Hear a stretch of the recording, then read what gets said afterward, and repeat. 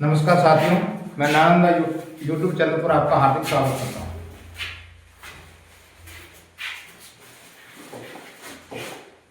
कल अपन ने कार्बन के बारे में पढ़ा था। आज पढ़ेंगे हाइड्रोकार्बन के बारे में। हाइड्रोकार्बन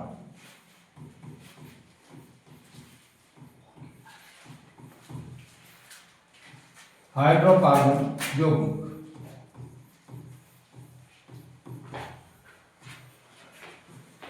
हाइड्रोकार्बन कंपाउंड क्या होते हैं?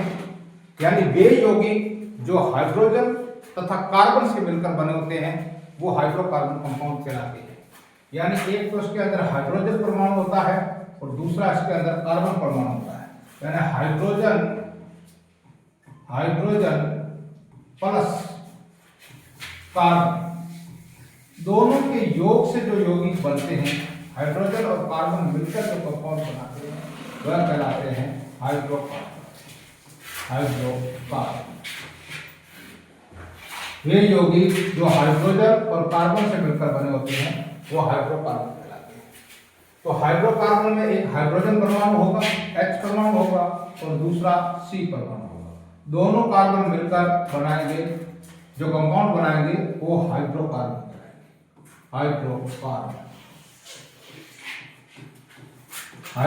कंपाउंड कहलाएगा। तो हाइड्रोकार्बन जो कंपाउंड होते हैं वो दो प्रकार के होते हैं। हाइड्रोकार्बन कंपाउंड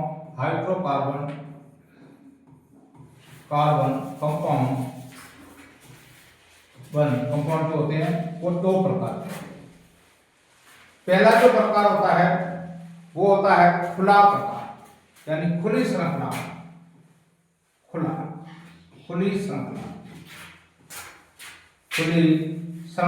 प्रकार।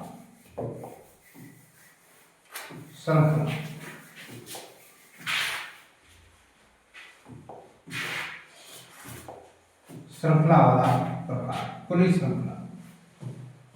और दूसरा होता है बंद श्रृंखला।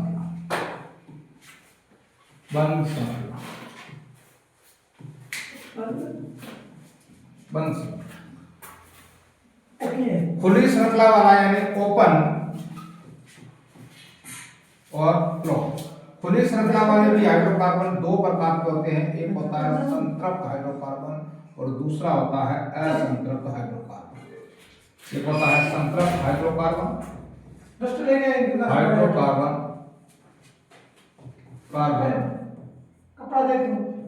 और दूसरा होता है संतृप्त हाइड्रोकार्बन। संतृप्त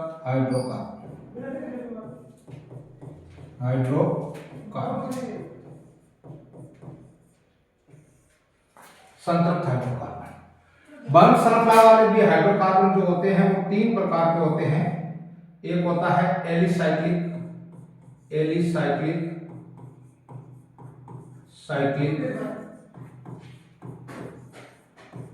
दूसरा होता है बाईसाइक्लिक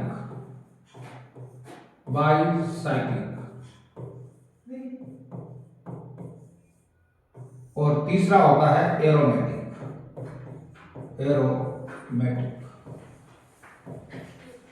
ये तीन प्रकार का होता है जो 10th लेवल में नहीं है, इसलिए इसको अपन नहीं पढ़ेंगे।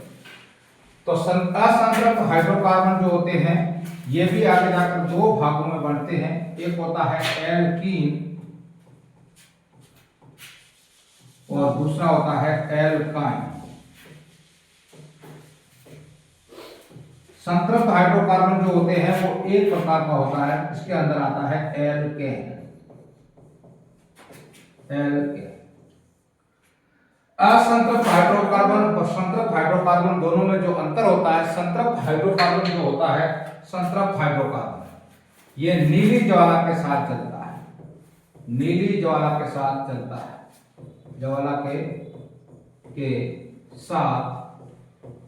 है। जब इसको जलाते हैं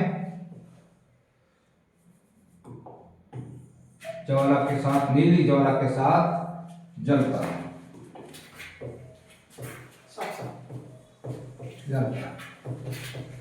और असंतृप्त हाइड्रोकार्बन होता है वो काले धुएं के साथ जलता है।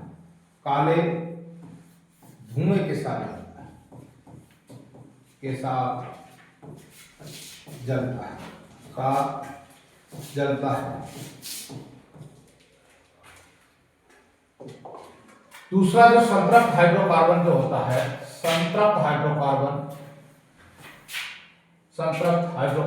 HC और असंतृप्त हाइड्रोकार्बन यानी HC।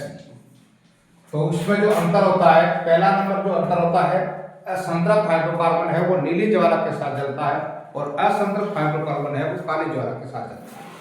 तो पहला अंतर ये हो गया, संतृप्त हाइड्रोकार्बन जो होते हैं वो कम स्थायी होते हैं,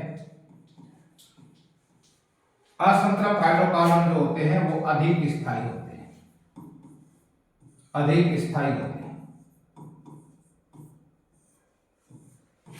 संतृप्त हाइड्रोकार्बन जो होते हैं इनके बीच में जो बंध होता है, तीसरा अंतर है, बंध जो होता है संतृप्त हाइड्रोकार्बन में कार्बन कार्बन के मध्य एकल बंध होता है,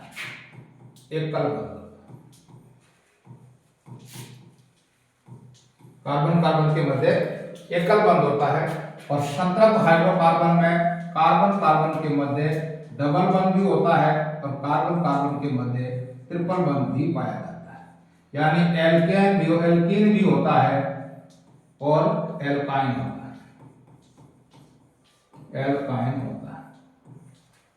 एल्कीन और एल्काइन दोनों होता है और इसमें ये होता है एल्कीन होता है, एल्कीन। चौथा पॉइंट है, ये योगात्मक अभिक्रिया दर्शाता है, संतृप्त हाइड्रोकार्बन योगात्मक रिएक्शन दर्शाता है, अभिक्रिया व्यक्त करता है,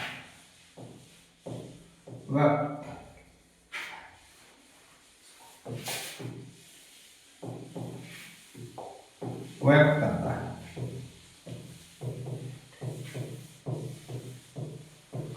और असंतृप्त हाइड्रोकार्बन जो होता है वो प्रतिविस्थापन अभिक्रिया करता है, प्रतिविस्थापन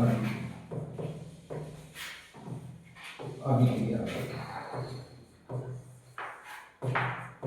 तो इसी प्रकार से संतृप्त हाइड्रोकार्बन कम स्थिरांक होता है, बंध कार्बनों के मध्य एकल बंध होता है, योगात्मक अभिक्रिया को दर्शाता है, यह अधिक स्थायी होता है, कार्बन कार्बन के मध्य डबल बंध भी आता है, ट्रिपल बंध भी आता है और प्रतिविस्थापन अभिक्रिया को दर्शाता है।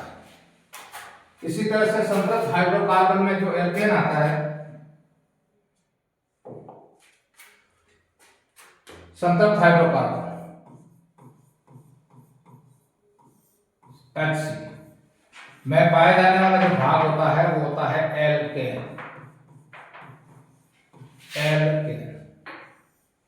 जिसका सूत्र होता है CnH2n प्लस 2, CnH2n प्लस 2। इसमें से एक आपको कार्बन श्रृंखला के बारे में पता होना चाहिए। जब कार्बन में एक कार्बन होता है तो उसको कहा जाता है मैथ, एक कार्बन को कहा जाता है मैथ। जब दो कार्बन श्रृंखला की होती है तो उसको कहा जाता है एथ। जब तीन कार्बन श्रृंखला होती है उसको कहा जाता है प्रो।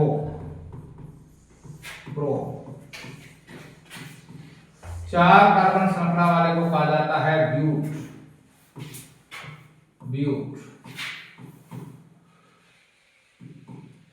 पांच कार्बन श्रृंखला वाले को कहा जाता है पेंट।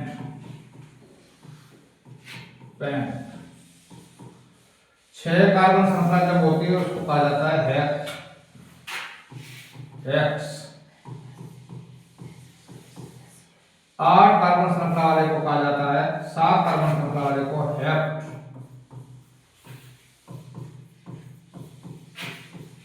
और आठ कार्बन श्रृंखला वाले को कहा जाता है ऑक्ट।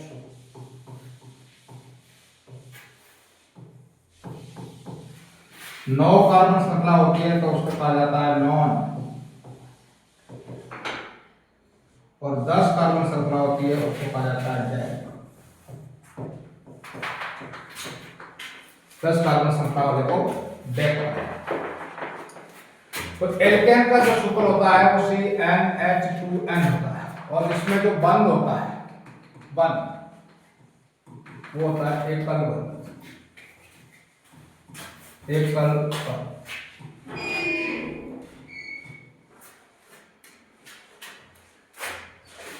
एकल बंध इसके अंदर पाया जाता है, और इसका IUPAC सूत्र, सी सूत्र यानी नामकरण फार्मूला, नामकरण सूत्र, इनका नामकरण सूत्र होता है कार्बन की संख्या, कार्बन की संख्या प्लस बॉन्ड में बंध नाम, बंध का नाम, यानी एल्क प्लस बॉन्ड में,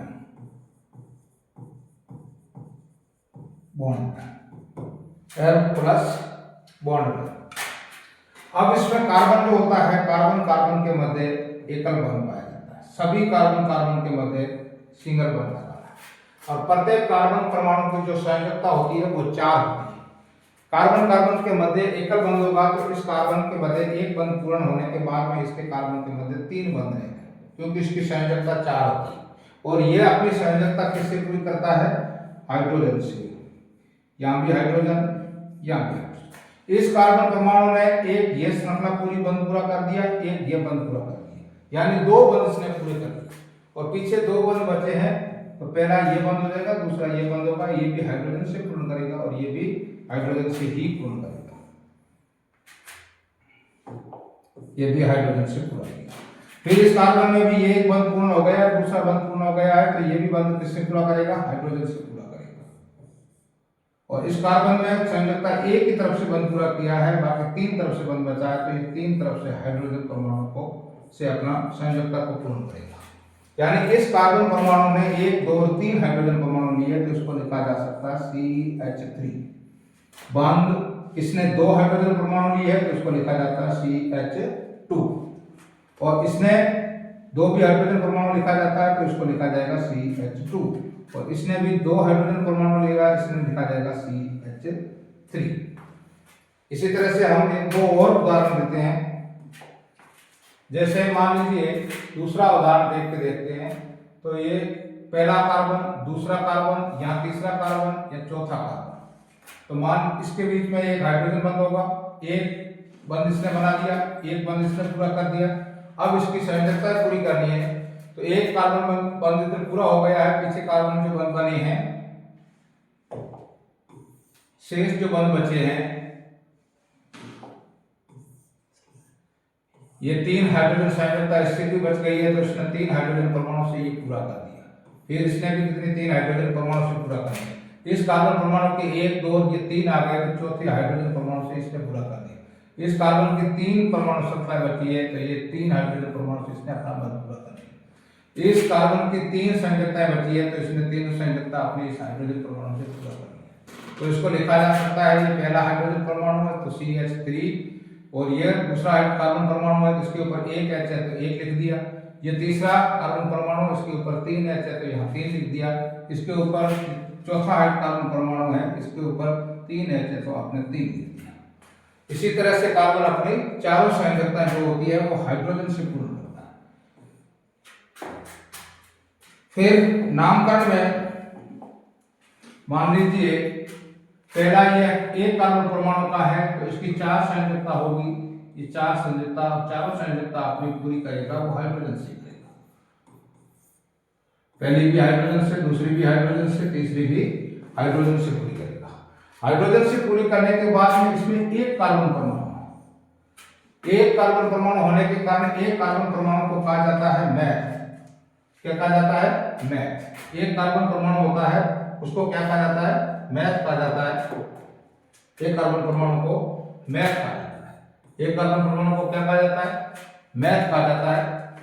इसी तरह से एक कार्बन परमाणु को कहेंगे मैथ, तो कार्बन परमाणु की संख्या जो इसका सूत्र होता है, सूत्र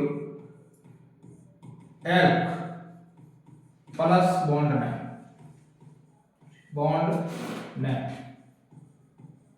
बॉन्ड। एल्क का मतलब होता है कार्बन परमाणु की संख्या, कार्बन परमाणु की संख्या, हिंदी में इसको कहते हैं कार्बन परमाणु की संख्या। तो इसमें एक कार्बन परमाणु है तो एक कार्बन परमाणु को कहा जाता है मैथ, प्लस इसका बॉन्ड नेम एल्केन है, एक कार्बन परमाणु होता है तो उसका आता है एल्केन। अगर इसका संधि विच्छेद किया जाए तो आता है L plus N, L plus N.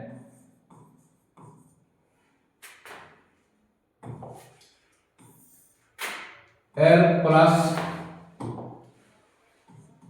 N, तो यह आ जाएगा एन, तो इसका पूरा नाम हो जाएगा मेथेन।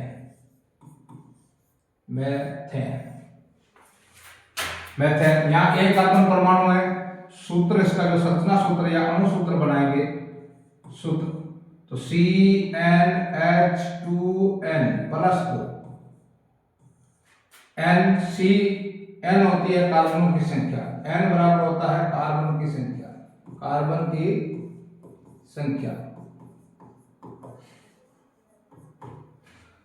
संख्या 1 है तो यहां लगा दिया 1, लिखा नहीं जाता, H2n 1 है गुना 1 प्लस 2 मल्टीप्लाई हो जाएगा, तो CH तो एकदम 2 से जोड़ेंगे तो कितने हो जाएंगे 4, CH4 का ये IUPAC नाम, और इसका एक रासायनिक नाम होता है, सामान्य नाम और रासायनिक नाम। IUPAC CH4 जो है ये कीचड़ यानी दलदल में मिला था, इसी कारण इसको मार्स गैस के नाम से जाना जाता है, मार्स गैस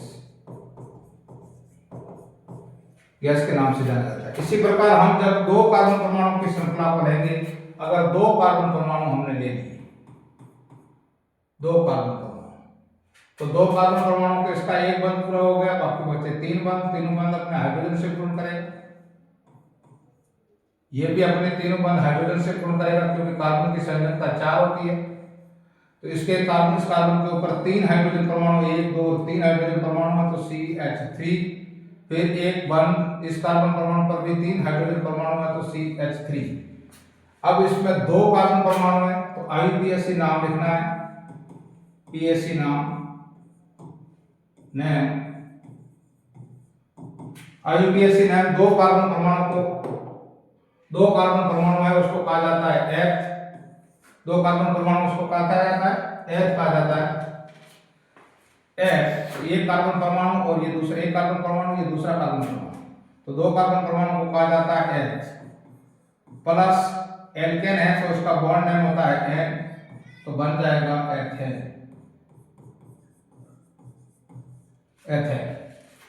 अब इसका सूत्र बनाएंगे, अणु सूत्र बनाने के लिए एल्केन का अणु सूत्र होता है CnH2n प्लस 2, तो Cn कार्बन परमाणु की संख्या कितनी है, n है 2, तो n की जगह लिखेंगे 2, H 2 का 2, n की जगह 2 प्लस 2, तो C2H2 4 2 कितने हो गए 6, यानी जितने कार्बन परमाणु होंगे उसके दुगने से 2 ज्यादा हाइड्रोजन परमाणु होंगे।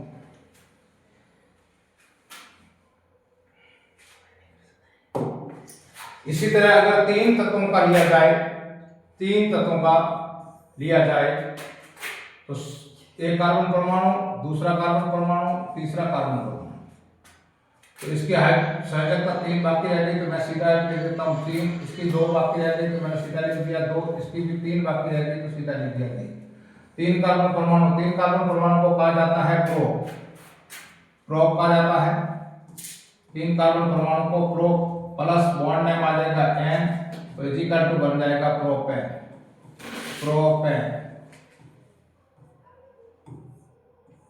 सूत्र बन जाएगा, अणु सूत्र इसका बन जाएगा, साधारण तरीका यह सूत्र बस याद होना चाहिए, एल्केन का CnH2n प्लस 2 यही एल्केन होता है, जितने कार्बन होते हैं उसके दुगने हाइड्रोजन होते हैं, जितने कार्बन है उसके दुगने से हाइड्रोजन है, उसमें से आगे 2 हाइड्रोजन अधिक होंगे। तो Cn, यहाँ n देखो कितना है, 3 है, तो n की जगह 3 लिख देंगे, H2 n की जगह 3 प्लस 2, तो C3H 3 दूनी 6, 6 2 8। देखो जितने कार्बन है उसके दुगने हाइड्रोजन है, जितने कार्बन है उसके दुगने हाइड्रोजन है। अब हम चलेंगे दूसरा असंतृप्त हाइड्रोकार्बन। असंतृप्त हाइड्रोकार्बन,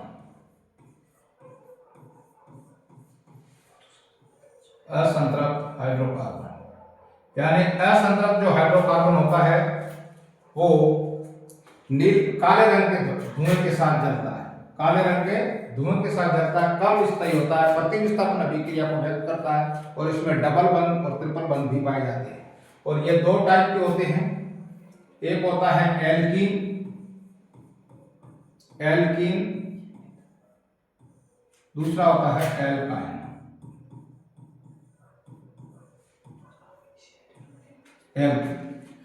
एल्कीन अगर इसका संधि विच्छेद किया जाए तो L प्लस E ना, L प्लस E, इसमें डबल बंध पाया जाता है, बंध जो होता है वो डबल बंध होता है, डबल बंध पाया जाता है। Alkyne L plus I, L plus I, L plus I।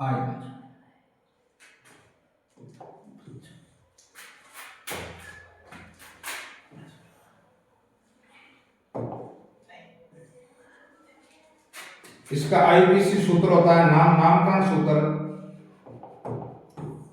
नामकरण सूत्र।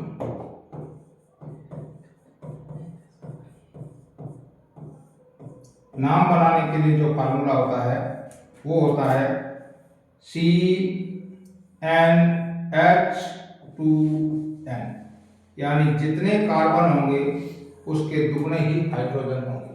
जितने कार्बन है, 10 कार्बन है तो 20 हाइड्रोजन, 20 कार्बन है तो 40 हाइड्रोजन, 5 कार्बन है तो 10 हाइड्रोजन। और एल्काइन में इसका जो नामकरण सूत्र होता है, नाम बनाने के लिए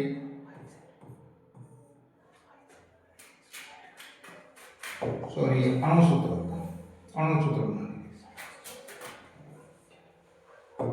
अणु सूत्र बनाना।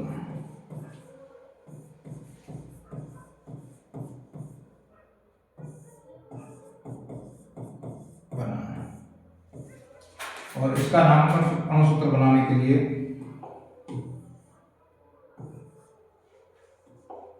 अणु सूत्र बनाने का सूत्र CnH2n-2, 2 घटाने पड़ते हैं। तो इसी प्रकार से एल्केन जो होता है, एल्केन में सामान्य से सूत्र होता है CnH2n+2। एल्कीन जो होता है, एल्कीन, इसका सूत्र होता है CnH2n। और एल्काइन जो होता है CnH2n-2। पहले में 2 जोड़ दिया जाता है, फिर दूसरे में 2 छोड़ दिया जाता है और तीसरे में 2 का कमी कर दी जाती है। जितने हाइड्रोजन होते हैं उसमें 2 की कमी कर दी जाती है। एल्केन, इसका जो नामकरण फार्मूला है, नामकरण सूत्र वो आ जाएगा L प्लस I, L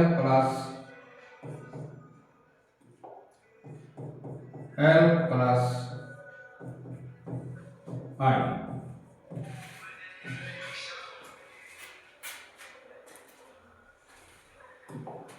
पहले अपन सीखेंगे एल्कीन का,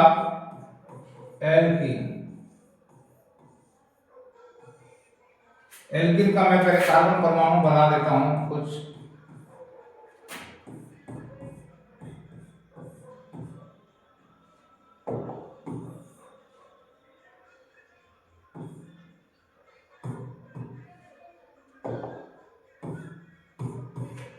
कुछ कार्बन परमाणु बना देता हूं।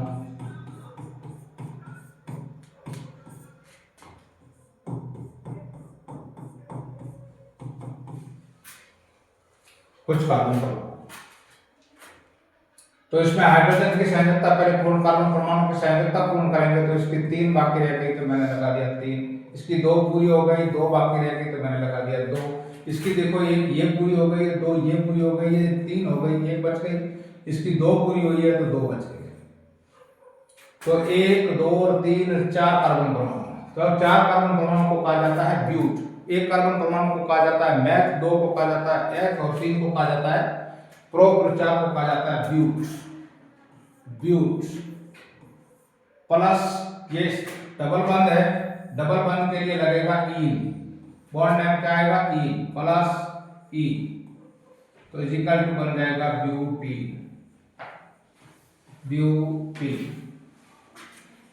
अगर इसका 2 का हो, इस तरह से हो कि 2 कार्बन परमाणु, इसकी भी 2 हाइड्रोजन है, इसके भी 2 हाइड्रोजन है, तो इसका भी 2 कार्बन परमाणु, 2 को कहते हैं एफ प्लस ई, तो बन जाएगा एथीन। एथीन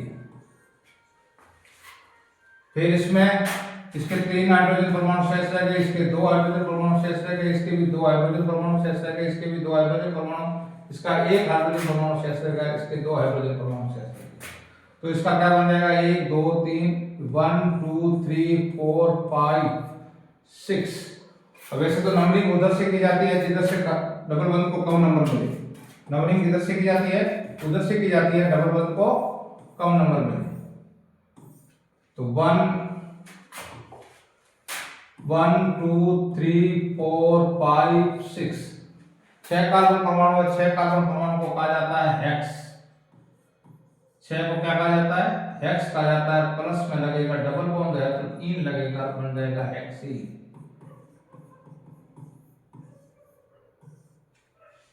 इसमें 1 कार्बन, दूसरा कार्बन, तीसरा कार्बन, चौथा कार्बन, पांचवा कार्बन, छठा कार्बन, पहला कार्बन, दूसरा, तीसरा, चौथा कार्बन, पांचवा कार्बन, छठा कार्बन।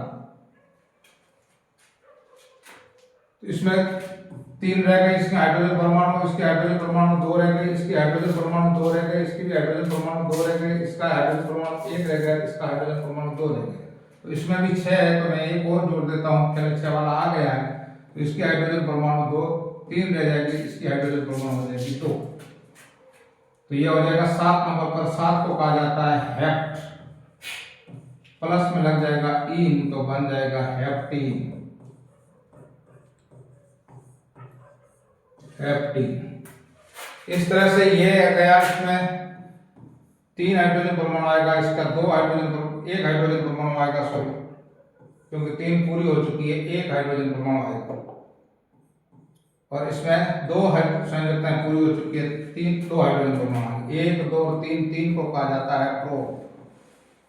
प्लस में बंद नाम लगेगा ई, तो बन जाएगा प्रोपीन। प्रोपीन इसी प्रकार से ये एल्किन के बनेंगे। आगे फिर है एल्काइन। एल्काइन भी इसी तरह का ही है, कोई दिक्कत नहीं है ज्यादा। एल्काइन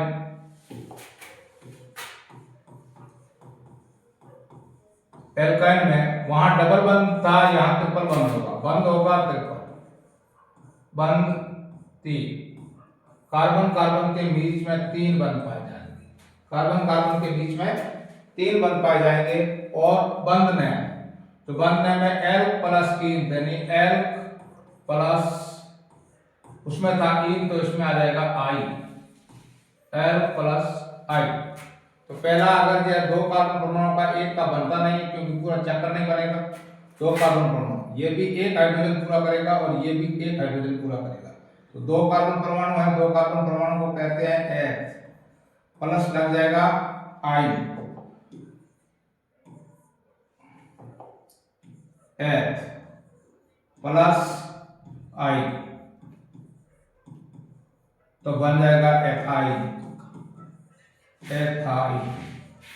इस एथाइन का जो सामान्य नाम है, सामान्य नाम जो है एसिटिलीन, एसिटिलीन, एसिटिलीन जो एक प्रकार का हार्मोन है। अगर इसमें दो कार्बन, दो से ज्यादा हो, जैसे 3 कार्बन हो, ये पहला उदाहरण। दूसरा उदाहरण, अगर 3 कार्बन परमाणु हो तो कोई भी एक कार्बन परमाणु के बीच में आपको ट्रिपल बंध लगाना है, कोई भी एक कार्बन के बीच में, और फिर उसकी संयोजकता पूरी करनी है। तो इसकी हो जाएगी 3, इसकी संयोजकता रह जाएगी 2, और इसकी संयोजकता 3, ये पूरी हो गई है, 3 पूरी हो गई है, ये 4 पूरी हो गई है, इसकी संयोजकता रह जाएगी 1। अब ये 3 कार्बन परमाणु है, 3 कार्बन परमाणु को कहते हैं प्रो प्लस ट्रिपल बंध है तो लग जाएगा आई, तो बन जाएगा प्रोपाई, प्रोपाई, प्रोपाई। इस तरह से अगर 4 कार्बन परमाणु हो तो 4 कार्बन परमाणु हो तो किसी भी एक कार्बन परमाणु के बीच में आपको ट्रिपल बंध लगा देना है, किसी भी एक कार्बन परमाणु के बीच में आपको ट्रिपल बंध लगाना है, और बाकी सभी कार्बन परमाणु के बीच में आपको एकल बंध लगाना है। इसकी संयोजकता अब 3 बाकी रह गई तो 3 हाइड्रोजन लगा देंगे, इसकी 2 बाकी रह गई तो 2 हाइड्रोजन लगा देंगे, इसकी 3 1 4 पूरी हो गई, कुछ नहीं लगाएंगे, इसकी 1 बाकी रह गई, 1 लगा, 1 2 3 4, 4 कार्बन परमाणु, 4 कार्बन परमाणु को कहा जाता है ब्यूट प्लस ट्रिपल बंध है, ट्रिपल बंध के लिए लगेगा आइन, तो बन जाएगा ब्यूटाइन, ब्यूटाइन। इस तरह से सभी 10 कार्बन परमाणु पे बनाने हैं। चौथा एक और सिखा दिया जाता है, अगर ये कार्बन परमाणु हो तो किसी भी कार्बन परमाणु के बीच में आपको डबल बंध, एक ट्रिपल बंध लगाना है, बाकी सब सिंगल बंध लगाना है। तो इसकी रह जाएगी 3, इसकी रह जाएगी 2, इसकी संयोजकता बाकी रह जाएगी 2, इसकी संयोजकता बाकी रहेगी नहीं, कुछ भी नहीं, क्योंकि चारों पूरी हो गई है, और इसकी संयोजकता रह जाएगी 1। तो 1 2 3 4 5, तो 5 कार्बन परमाणु को कहा जाता है पेंट प्लस आई, तो बन जाएगा पेंटाइन, पेंटाइन। इस तरह से 4 या 5। अब अगर हिंदी में नामकरण दे रखे हो, जैसे आपको दे दिया जाए पेंटेन, पेंटेन का नाम बनाओ, या फिर आपको दे दिया जाए हेक्सीन, सूत्र बनाना है, या फिर दे दिया जाए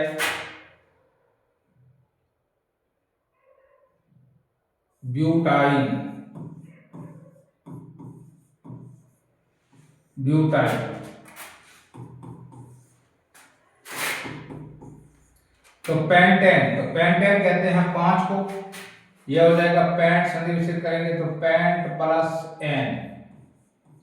हमें इस एन से पता चलेगा कि ये कौन सा है, एल्केन है, कौन सा है, एल्केन है, और एल्केन होगा तो बंध कौन सा होगा, सिंगल, कार्बन कार्बन के मध्य बंध कौन सा होगा, सिंगल। पेंट है तो इसका मतलब है कार्बन जो कितने हैं, 5 कार्बन, कार्बन कितने हैं, 5 है, 1 2 3 4 5 कार्बन है, और एन है तो इसका मतलब सबके बीच में सिंगल बंध है। अब अपने को करनी है संयोजकता पूरी, इसकी भी 3 रह जाएगी, इसकी 2 रह जाएगी, इसकी 2 रह जाएगी, इसकी 2 रह जाएगी, और इसकी लास्ट वाले की 3 रह जाएगी, तो ये बन जाएगा पेंटेन। अब बनाते हैं ब्यूटाइन का। ब्यूट यानी 4 कार्बन परमाणु है, तो पहले 4 कार्बन परमाणु लिखेंगे। ब्यूटाइन का बनाएंगे तो ब्यूट प्लस आयन आएगा, ब्यूट प्लस आयन, आयन आते, आयन के लिए कौन सा बंध काम करता है, ट्रिपल बंध काम करता है। इसका मतलब किसी भी एक कार्बन के बीच में हम ट्रिपल बंध लगा देंगे, और बाकी सब के बीच में हम क्या कर देंगे, सिंगल बंध लगा देंगे। तो इस कार्बन परमाणु की 3 रह गई, इसकी 2 रह गई, और इसकी 3 ये पूरी हो गई, 1 ये पूरी हो गई, 4 हो गई, इसकी 1 रह गई। ये बन गया ब्यूटेन का सूत्र। इसी तरह से हेक्सीन, हेक्स, हेक्स प्लस इन, हेक्स प्लस इन आते ही हमें पता चल जाएगा कि कौन सा बंध है, डबल बंध है। और हेक्स का मतलब होता है 6 कार्बन परमाणु। तो हम कोई भी 6 कार्बन परमाणु को ऐसे लिख देंगे 1 2 3 4 5 6, और किसी भी एक कार्बन परमाणु के बीच में हम क्या कर देंगे, डबल बंध लगा देंगे, और बाकी सभी कार्बन परमाणु के बीच में हम क्या लगाएंगे, सिंगल बंध। तो इसकी 3 हो जाएगी, इसकी कितनी रह जाएगी 2, इसकी कितनी रह जाएगी 2, और इसकी कितनी रह जाएगी 2, और इसकी 2 ये पूरी हो गई, 1 ये पूरी हो गई, 1 रह गई, और इसकी रह जाएगी 2। ये बन गया हेक्सीन। इसी तरह से 10th क्लास में एक कार्बन यौगिक और आता है जिसे कहा जाता है नियो, और दूसरा कार्बन इसका अपोजिट भी होता है जिसको कहा जाता है आइसो।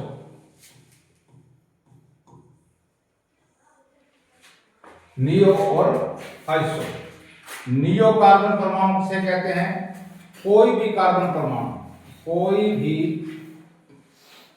कार्बन परमाणु, कार्बन परमाणु,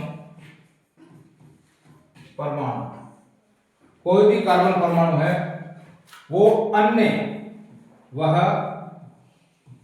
अन्य 4 कार्बन परमाणु से, 4 कार्बन परमाणु से घिरा हो। जैसे मान लीजिए एक कोई कार्बन परमाणु है, इसके चारों तरफ भी कार्बन परमाणु, चारों संयोजकता जो हो वो चारों संयोजकता कार्बन से पूरी हो, तो उसको कहते हैं नियो। तो ये आ जाएगा नियो, नियो। आइसो में कोई भी कार्बन परमाणु, कोई कार्बन परमाणु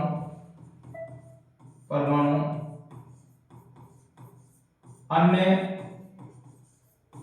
3 कार्बन परमाणु से घिरा, 3 कार्बन परमाणु से घिरा, परमाणु से घिरा हो, 3 कार्बन परमाणु से घिरा हो।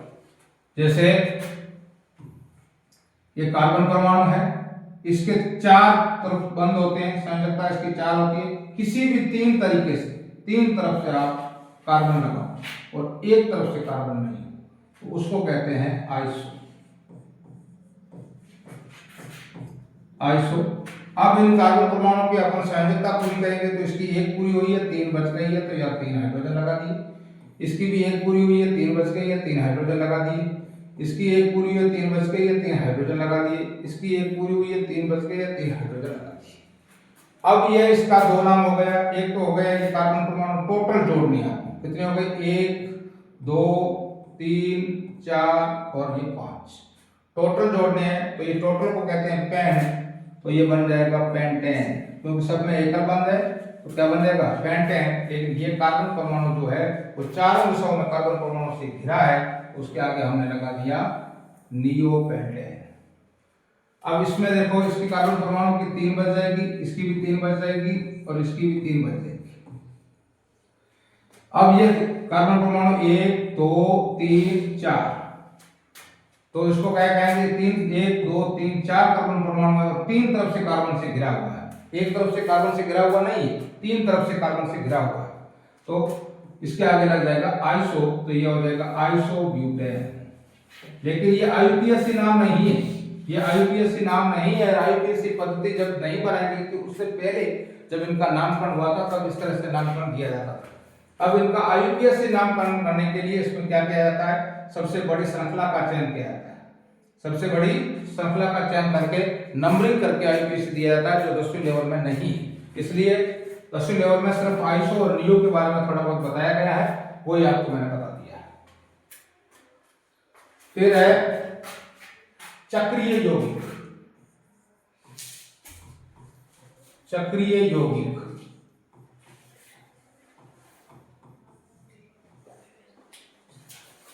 यानी कोई भी कार्बन परमाणु होता है तो एक चक्कर बनाता है, तो चक्कर होता है वो कम से कम एक कार्बन परमाणु से नहीं बनता है, दो कार्बन परमाणु से भी नहीं बनता है, बल्कि तीन कार्बन परमाणु मिलकर चक्कर बनाते हैं। तो पहला चक्कर मान लीजिए कार्बन परमाणु, ये कार्बन परमाणु, ये कार्बन परमाणु और ये कार्बन परमाणु, पहला यहाँ चक्कर बना दिया, दूसरा यहाँ बना दिया, तीसरा यहाँ बना दिया। तो अब इसकी संयोजकता पूरी करेंगे तो यह बन जाएगा CH3, यह बन जाएगा CH3 और ये बन जाएगा CH2, सॉरी CH2 और ये भी बन जाएगा CH2 और ये भी बन जाएगा CH2, क्योंकि इस कार्बन ने अपनी ये पूरी कर दी संयोजकता, एक इधर से कर दी है तो दो कर दी, दो दो। अब ये एक कार्बन पहला नंबर, दूसरा नंबर या तीसरा नंबर, तीन कार्बन है तो तीन कार्बन को हम कहते हैं प्रो, तीन कार्बनों को कहा जाता है प्रो, और सभी में एकल बंध है तो लग जाएगा प्लस में N, तो बन गया प्रोपेन, प्रोपेन। लेकिन ये चक्रीय यौगिक है, चक्रीय यौगिक जो भी होते हैं उसके आगे एक शब्द लगा दिया जाता है साइक्लो, एक शब्द लगा दिया जाता है साइक्लो, साइक्लोप्रोपेन।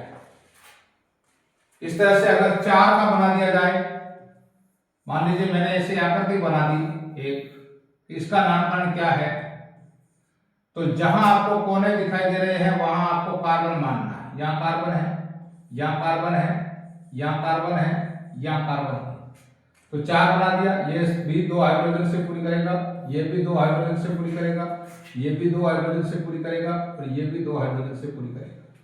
तो ये चार कार्बन है, चार कार्बन को कहते हैं ब्यूट, ब्यूट,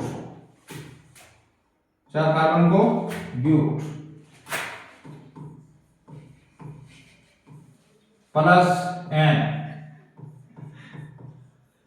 तो बन जाएगा ब्यूटेन, ब्यूटेन। और चक्रीय यौगिक होने के कारण इसके आगे लगा देंगे साइक्लो, साइक्लो।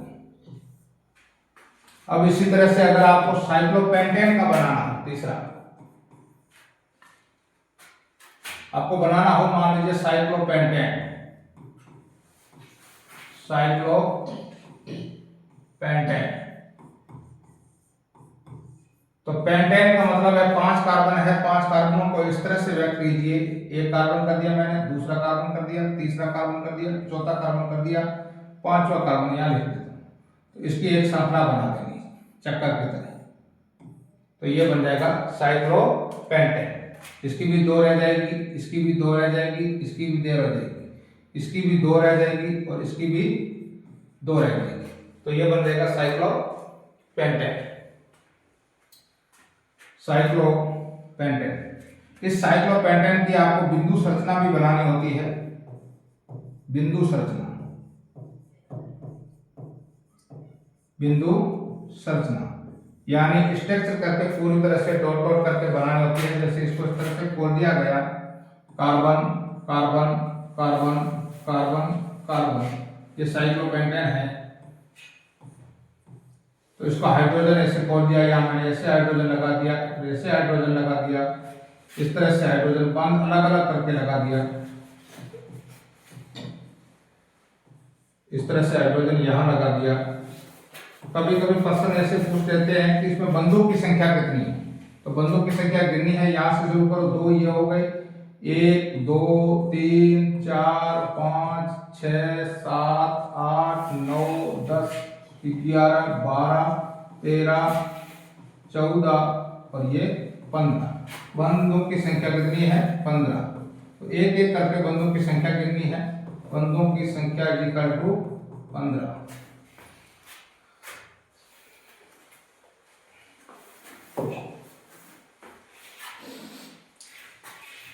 अब आगे है कार्बनिक अभिक्रिया।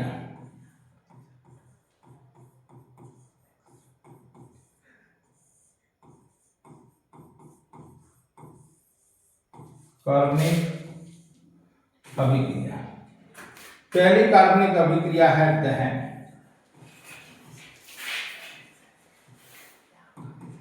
दहन, किसी भी पदार्थ का दहन वायु की उपस्थिति में होता है, यानी ऑक्सीजन के बिना कोई भी पदार्थ जलाना संभव नहीं है। कोई भी पदार्थ जलाना है तो उसको वायु की उपस्थिति में जलाना चाहिए, क्योंकि O2 गैस जो होती है, O2 गैस ये जलाने में सहायक है, जलाने में सहायक है।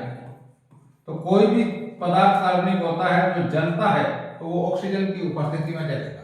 ऑक्सीजन की उपस्थिति में जलेगा तो कार्बन को जलाएंगे, किसी भी कार्बन पदार्थ को हम जलाएंगे ऑक्सीजन की उपस्थिति में, इसको ताप देंगे या गर्म करेंगे, जलाएंगे, किसी भी कार्बन पदार्थ को ऑक्सीजन की उपस्थिति में जलाएंगे तो ये कार्बन पदार्थ जलकर, ये कार्बन पदार्थ होता है जो जलकर एक तो CO2 गैस देगा। क्या देगा? CO2 गैस देगा,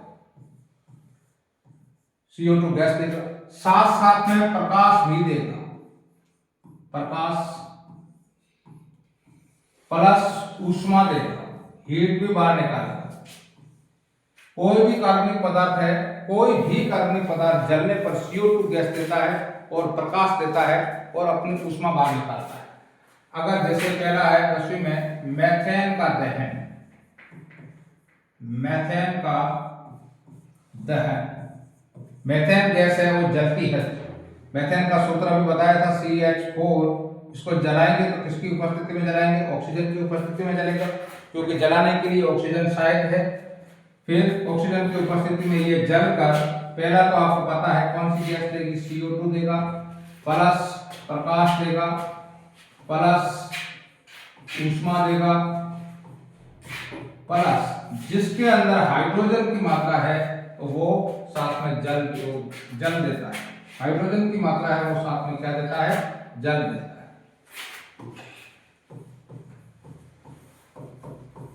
प्रकाश प्लस ऊष्मा, ये जलकर कोई भी कार्बनिक पदार्थ है जिसमें हाइड्रोजन की मात्रा है उसको क्या देता है? जल देता है। अब अपने समीकरण को संतुलित कर देंगे, इधर भी एक कार्बन परमाणु है, इधर भी एक कार्बन परमाणु संतुलित है, इधर 4 हाइड्रोजन परमाणु है। संतुलित करेंगे, संतुलित करने के लिए टॉपिक अलग से सिखाया जाएगा। 2 हाइड्रोजन परमाणु, इधर 4 हाइड्रोजन परमाणु है, तो इसको 4 करेंगे तो यहाँ 2 लगाएंगे तो अब यहाँ 4 हाइड्रोजन परमाणु हो गए, इधर ऑक्सीजन परमाणु 2 ये हो गए, 2 ये हो गए, 4 हो गए, इधर 2 ही है तो यहाँ 2 लगा देंगे।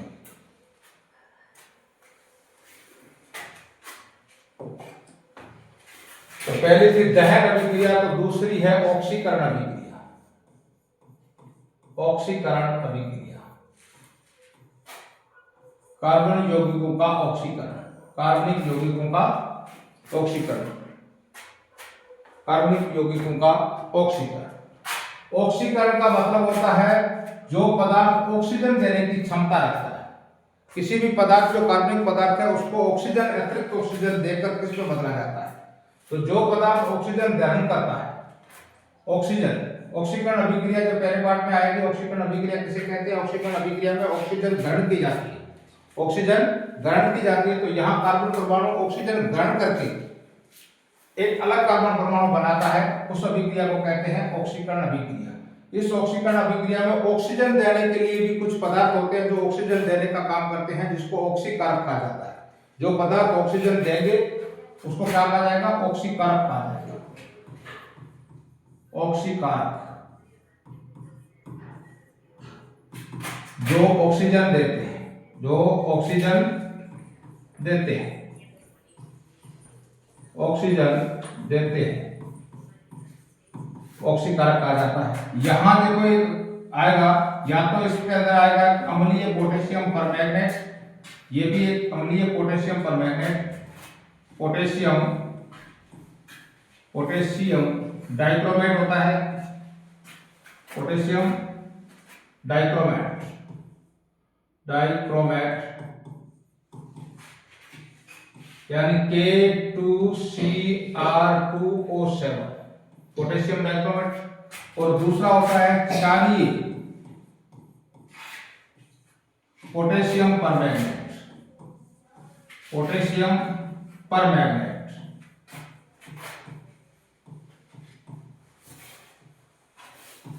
पोटेशियम परमैंगनेट KMnO4, क्षारीय पोटेशियम, अम्लीय पोटेशियम डाइक्रोमेट या क्षारीय पोटेशियम परमैंगनेट, ये दोनों ऑक्सीकरण के कारक के रूप में काम करते हैं। ठीक है, तो यहाँ पर ऑक्सीकरण अभिक्रिया का कोई भी कार्बनिक पदार्थ होता है, जैसे ये कार्बनिक पदार्थ आ गया, जैसे एल्कोहल जो होता है, एल्कोहल,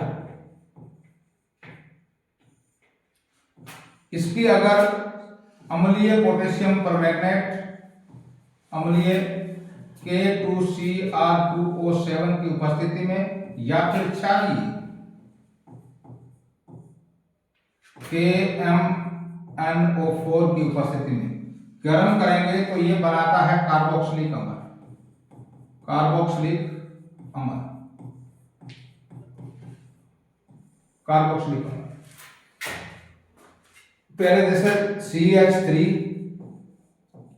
CH2OH, ये एल्कोहल है, एक तरह का आगे एल्कोहल है, इसकी अभिक्रिया अगर अपन ने K2Cr2O7 की उपस्थिति में या KMnO4 की उपस्थिति में करवाई जाए तो सिर्फ सीधा बनता है, क्या बनता है, कार्बोक्सिलिक अम्ल बनता है, कार्बोक्सिलिक अम्ल, कार्बोक्सिलिक अम्ल।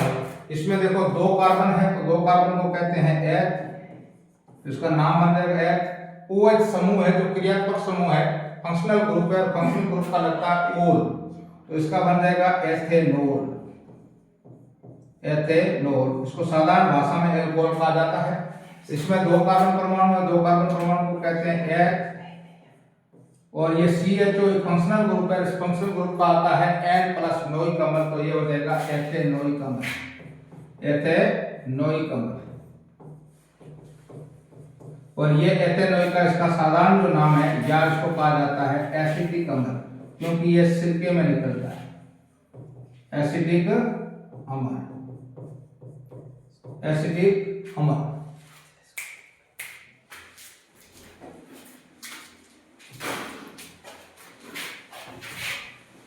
जय हिंद।